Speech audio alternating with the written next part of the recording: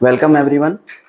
Welcome to हमारे YouTube channel online ज्ञानी classes में आपका सभी का स्वागत है। और आज हम शुरू करने जा रहे हैं बायोलॉजी का digestive system and absorption topic को। मैं आपका होस्ट डॉक्टर आशीष कुमार। ठीक है, तो सबसे पहले देखते हैं डाइजेशन सिस्टम में सबसे पहली चीज़ आती है कि डाइजेशन अगर हमें करना है तो किस चीज़ का डाइजेशन करना है? फूड का, यानी कि खाना। तो खाना क्या होता है? तो खाना की अगर हम बात कर रहे हैं कि खाना क्या होता है, तो खाना हमारा जैसे carbohydrate, protein, fat, lipid, minerals, ये सब होता है। ठीक है, स्मॉल क्वांटिटी में, जैसे विटामिन वगैरह थोड़ी कम क्वांटिटी। लेकिन आपको होगा कि सर ये थोड़ी ना फूड होता है, वो हम जो पिज्जा बर्गर वगैरह खाते हैं सर वो फूड होता है, ये कहाँ फूड होता है? नहीं, उसी को ही जब छोटे रूप में जब कन्वर्ट किया जाता है, जब हमारी बॉडी एब्जॉर्ब करती है, उसको ही बोलते हैं यहाँ पर कार्बोहाइड्रेट, प्रोटीन, फैट वगैरह। यानी कि हमारी बॉडी पिज्जा नहीं खाती डायरेक्ट, हमारी बॉडी क्या करती है, उस पिज्जा को च्युइंग करती है, च्युइंग करने के बाद उसको तोड़ती है, तोड़ने के बाद फिर उसको और ज़्यादा छोटे छोटे टुकड़ों में तोड़ती है। जो छोटे छोटे टुकड़ों में तोड़कर जो फूड बनाया जाता है ना, तो वो हमारी जो बॉडी एब्जॉर्ब करती है, हमारे ब्लड में जाता है, हमारी बॉडी की हर एक सेल्स को जो न्यूट्रिशन जाता है ब्लड के थ्रू, वो सब जाता है कार्बोहाइड्रेट, प्रोटीन, फैट, लिपिड, इसके फॉर्म में जाता है, ना कि पिज्जा के फॉर्म में डायरेक्ट जाता है। ठीक है, तो उसी फूड को, यानी कि फूड अगर हम बेसिकली बात करते हैं, हमारी बॉडी के लिए जो फूड की रिक्वायरमेंट होती है, तो हमें ज़रूरत होती है कार्बोहाइड्रेट की, प्रोटीन की, लिपिड की। जैसे देखा होगा कि क्या होगा कि कोई जिम जाता है तो जिम जाने के लिए कहते हैं कि ज़्यादा खाना खाया करो, तो ज़्यादा प्रोटीन खाया करो। तो प्रोटीन खाने का मतलब ये नहीं कि मार्केट में कोई प्रोटीन मिल रहा है वहाँ से खा लिया, तो वहाँ प्रोटीन के शेक आने लगते हैं, या वो ज़्यादा दालें खाता है या अंडे ज़्यादा खाता है। तो अंडे खाने का या दालें ज़्यादा खाने का प्रोस्पेक्ट ये होता है कि दालों में प्रोटीन ज़्यादा होता है, वहीं अंडे में भी फैट और प्रोटीन ज़्यादा होता है, इसलिए अंडा खाना या दालें खाना प्रेफर किया जाता है। सेम, क्योंकि वहाँ पर डायरेक्ट प्रोटीन नहीं मिल रहा है, लेकिन प्रोटीन उसके अंदर है। और वो कैसे मिलेगा? ब्रेक डाउन करके। इसी ब्रेक डाउन करने की जो प्रोसेस रहती है, उसी को ही बोलते हैं हमारे यहाँ डाइजेशन सिस्टम। लेकिन इस डाइजेशन सिस्टम को करने के लिए काफ़ी सारी मेहनत लगती है हमारे शरीर को, और वो कैसे लगती है वो हम आगे देखेंगे। लेकिन इस फूड से हमें मिलता क्या है? इस फूड से हमें क्या मिलती है? एनर्जी। यानी कि जो भी हम काम करते हैं, जो भी हम सारी चीज़ें एक्टिविटी करते हैं, वो सब किसकी वजह से कर पा रहे हैं? एनर्जी की वजह से। लेकिन ये जो एनर्जी है ये आती कहाँ से? फूड में। और ये जो फूड के अंदर जो एनर्जी आ रही है, ये पता है कहाँ से आ रही है? ये सन से आ रही है। यानी कि जो खाना जो हमारे मिल रहा है, जैसे पिज्जा जो मिल रहा है, पिज्जा ब्रेड से मिलकर बना होता है, और ब्रेड किससे मिला होता है? गेहूं से मिलकर बना होता है। लेकिन वो गेहूं जो खेत में लगा हुआ है, उस गेहूं के अंदर वो एनर्जी आई कहाँ से? वो सन से आई है। यानी कि अल्टीमेटली जो एनर्जी आती है वो सन से ही आती है। यानी कि हमारा जो मेन एनर्जी सोर्स है वो सन ही है। लेकिन जो सर से आने वाली एनर्जी को हम कैसे यूटिलाइज करते हैं? फूड के फॉर्म में यूटिलाइज करते हैं, और फूड से हम उसको अपने अंदर लेते हैं। और जिससे हमारी जो नॉर्मल एक्टिविटीज़ रहती हैं, चाहे हम काम कर रहे हैं, बोल रहे हैं, या कुछ भी कर रहे हैं, वो सब किससे कर रहे हैं? हम एनर्जी के थ्रू कर रहे हैं।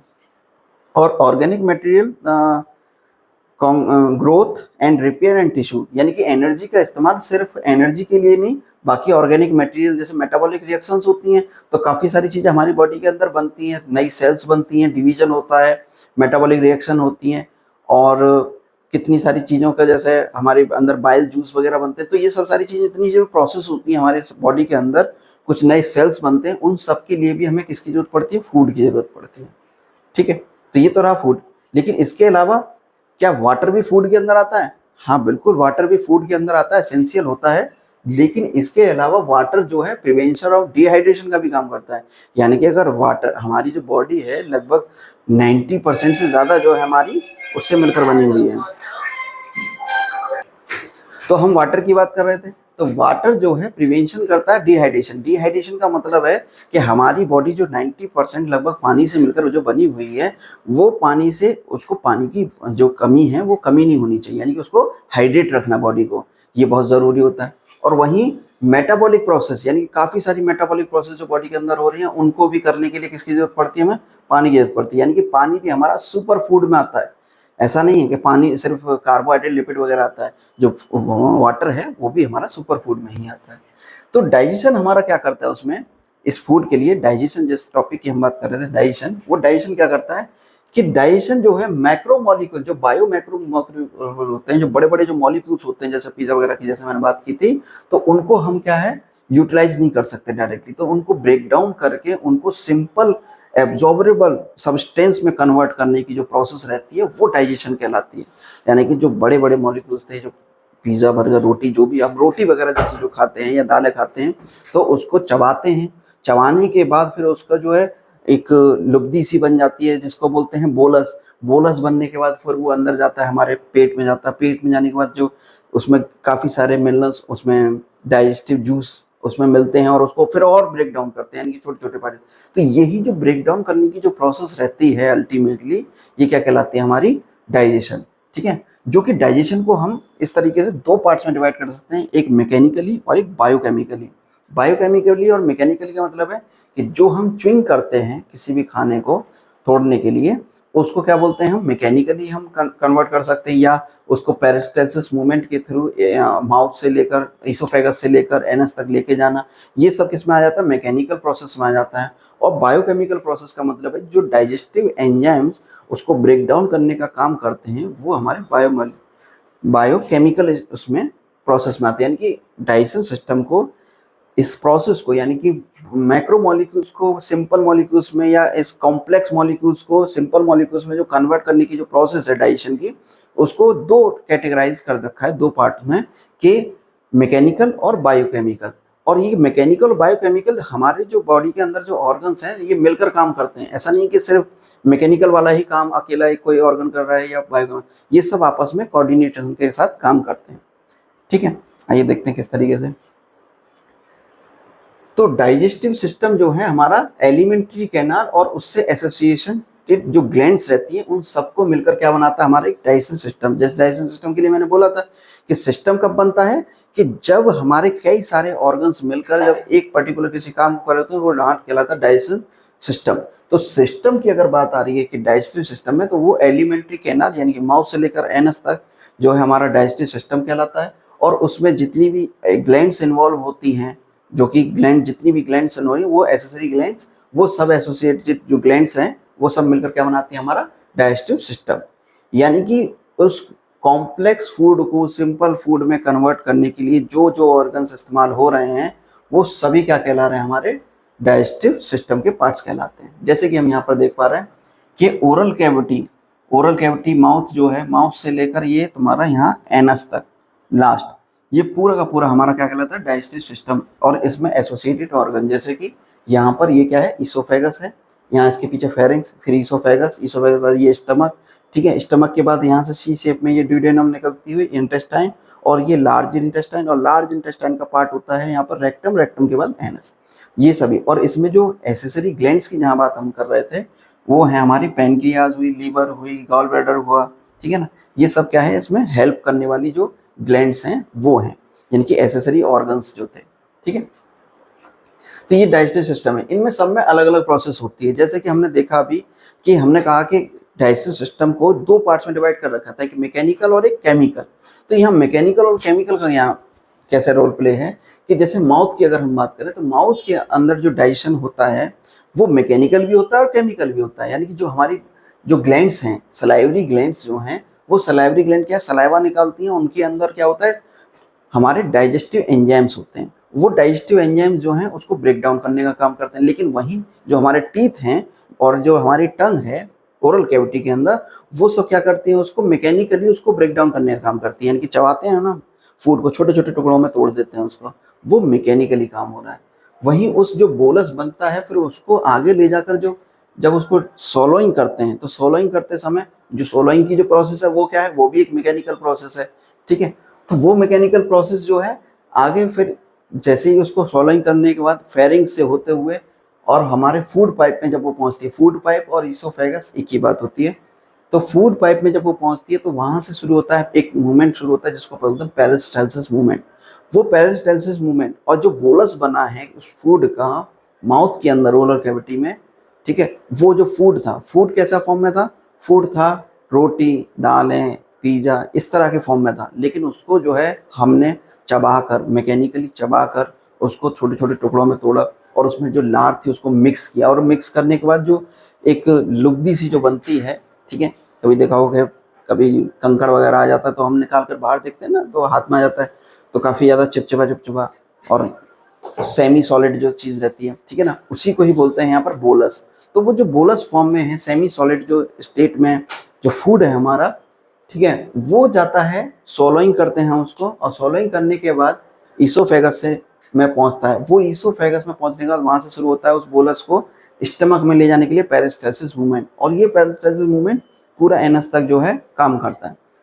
क्योंकि अगर किसी व्यक्ति को उल्टा भी लटका दे ना, तब भी ये पेरिस्टालसिस मूवमेंट काम करता रहता है, यानी कि फूड जो है आगे बढ़ता ही जाएगा, बैक नहीं जाएगा। तो यहाँ ईसोफेगस में पेरिस्टालसिस मूवमेंट होता हुआ, और जो इसके चारों तरफ जो लेयर बनी रहती है, म्यूकस की जो लेयर बनी रहती है, उससे धीरे धीरे खिसकता हुआ खाना कहाँ पहुँचता है। पेरिस्टालसिस मूवमेंट का जो है, पेरिस्टालसिस मूवमेंट होता क्या है, मैं आपको एक छोटा सा क्लियर कर देता हूँ। पेरिस्टालसिस मूवमेंट जो है किसी भी फूड का, किसी भी जैसे अच्छा, पेरिस्टालसिस मूवमेंट जो है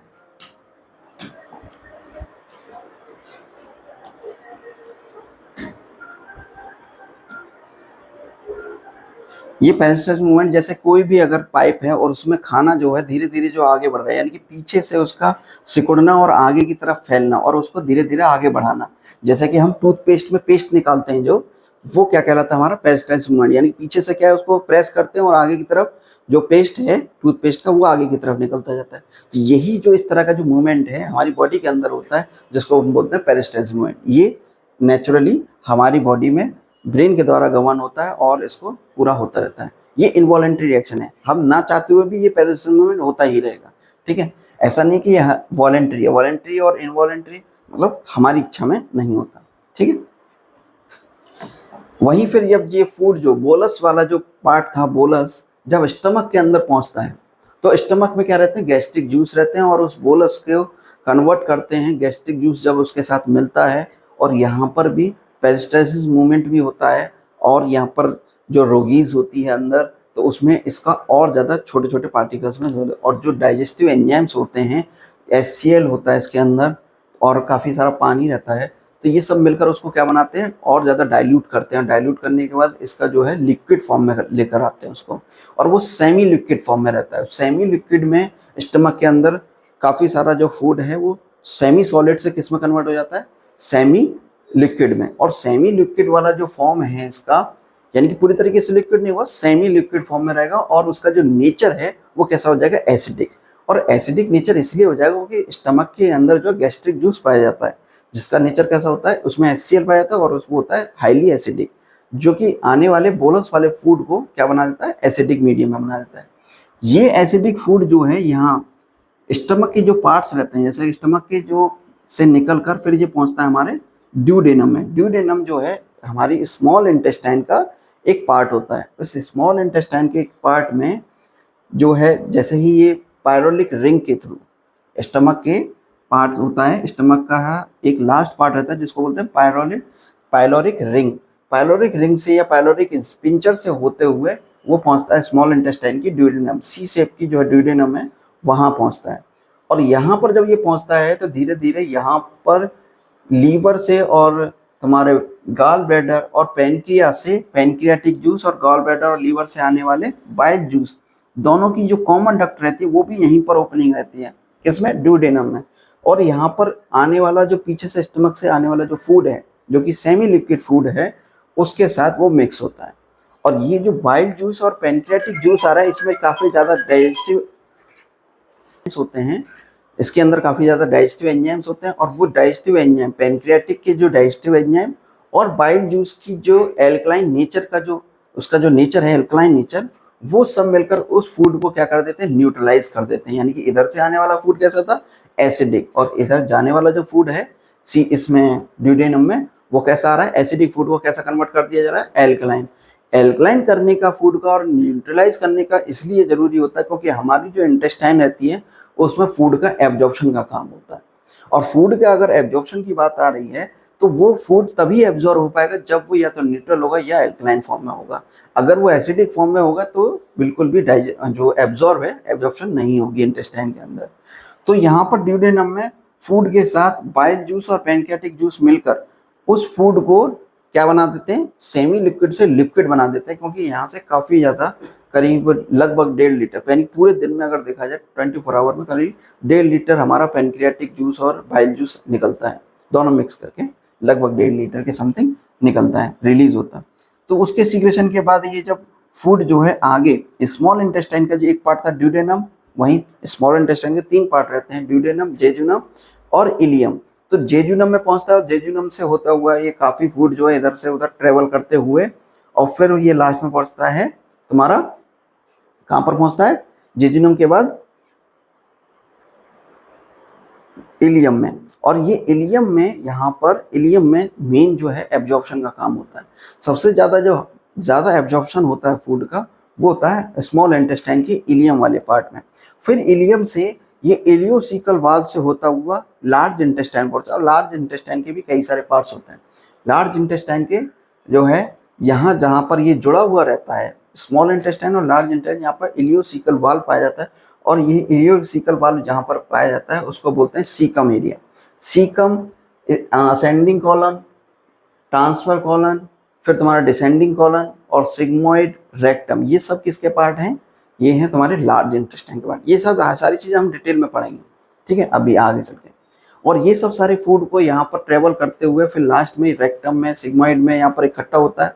और हम देखते हैं ना पूरे दिन खाते हैं और मॉर्निंग में जब हम फ्रेश होने जाते हैं तो पूरे दिन ऐसा नहीं कि जो भी हम खा रहे हैं तुरंत ही हमारे जो है हमको पू करने के लिए जाना पड़ता है या हमें फीकस बन जाता है। फीकस बनता रहता है और ये सिग्मोइड में इकट्ठा होता रहता है, लेकिन मॉर्निंग में ही हम जब उसको स्टूल को जब पास करते हैं तब यहाँ से रेक्टम से होता हुआ वो एनस के थ्रू बाहर निकलता है। ये जो प्रोसेस रहती है यहाँ से फूड को इंजेक्शन करने से लेकर एनस तक एक्सक्रीट करने के तक की जो प्रोसेस है उसको 5 पार्ट्स में डिवाइड किया हुआ है। यानी कि डाइजेशन को इंजेक्शन करना, फिर उसके बाद उसको जो है मैकेनिकली और बायोकेमिकली उसको ब्रेक डाउन करना यानी कि डाइजेशन करना, फिर उसको जो है एब्जॉर्प्शन करना, फिर उसका एसिमिलेशन करना और फिर उसके बाद उसको एक्सक्रीशन करना। और यहाँ पर जो एक्सक्रीटेड या एग्जिट करना की जो प्रोसेस है उससे पहले जो एसिमिलेशन आ रहा है, एसिमिलेशन का जो प्रोसेस है उसका मतलब है कि यहाँ से जो एब्जॉर्ब किया हुआ जो फूड है एब्जॉर्प्शन के बाद उस फूड को सेल तक ले जाना, यानी कि सेल तक ले जाकर उसका सही यूटिलाइजेशन करना, उस फूड से एनर्जी को गेन करना, वो एक्चुअल में कहलाता है तुम्हारा एसिमिलेशन, जिसको हिंदी में बोलते हैं स्वांगीकरण भी बोलते हैं, ठीक है। आइए देखते हैं एलिमेंट्री कैनाल। एलिमेंट्री कैनाल जैसा कि मैंने बताया था माउथ से लेकर हमारी एनस तक की जो प्रोसेस रहती है उसको क्या बोलते हैं, एंटीरियरली एनस तक और पीछे तक लेकर पोस्टीरियर। जैसा कि मैंने अभी तक सारी प्रोसेस तुमको अभी डिटेल में समझाई, मतलब शॉर्ट में समझाई, अभी उनको डिटेल में हम समझेंगे कि एलिमेंट्री कैनाल में माउथ से लेकर एनस तक की जो प्रोसेस थी जिसमें पेरिस्टाल्सिस मूवमेंट, तुम्हारा डाइजेस्ट बायोमोलिक्यूल्स, बायोकेमिकल्स कैसे हो रहा है, मैकेनिकल प्रोसेस कैसे हो रही है और डाइजेस्टिव एंजाइम्स कहाँ पर कौन कौन से होते हैं और जितने भी जो एसेसरी ऑर्गन्स थे यानी कि जो ग्लैंड्स थी उनसे जो डाइजेस्टिव एंजाइम्स निकल रहे थे वो कहाँ से कैसे निकलते हैं, किसको कहाँ पर मिलेगा और कैसे वो उसको नेचर को जो है एसिडिक कर रहे हैं। और स्टमक के अंदर ऐसा क्या है कि जिनसे निकल रही है HCl निकल रहा है और हमारे HCl इतना हाईली एसिडिक होता है कि हमारी बॉडी को हार्म नहीं पहुंचाता। और वहीं दूसरी तरफ देख रहे थे कि पेरिस्टाल्सिस मूवमेंट जो है इसोफेगस से शुरू होकर एनस तक कैसे जा रहा है और वो क्यों जा रहा है और किस तरीके से मूवमेंट होता है और उसको कौन रेगुलेट करता है, ब्रेन का कौन सा वाला पार्ट रेगुलेट करता है।